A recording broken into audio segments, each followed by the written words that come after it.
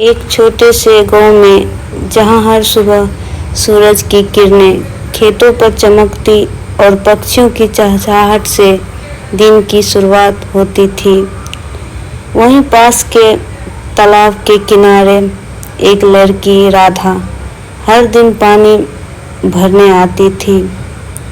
राधा अपने सौंदर्य और मासूमियत के कारण पूरे गांव में जानी जाती थी। उसकी आंखों में सपनों का संसार था और दिल में प्रेम की एक अनकही चाहत। गांव में ही एक लड़का था, मोहन। मोहन सीधा साधा किसान था, पर उसकी आंखों में गहरी समझ और दिल में सच्चाई थी।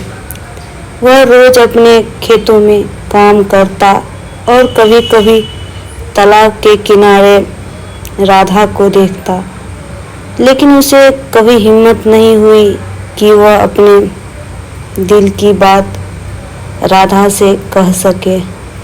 एक दिन जब राधा तालाब पर पानी भर रही थी, अचानक उसका घड़ा पानी में गिर गया। वह परेशान होकर घड़े को पानी से निकालने की कोशिश करने लगी, लेकिन वह सफल नहीं हो पा रही थी। तभी मोहन वहां आ पहुंचा और बिना कुछ कहे घड़ा निकालकर राधा को दे दिया। राधा ने उसकी ओर देखा और दोनों की आंखें मिली। उस नज़र में कुछ ऐसा था जो शब्दों से परे था, एक अनकहा स्वाद, एक सच्ची भावना। उस दिन के बाद से मोहन और राधा का तालाब पर मिलना आम हो गया।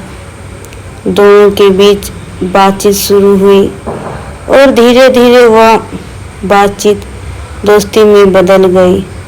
मोहन का सच्चा प्रेम राधा के दिल तक पहुंचने लगा।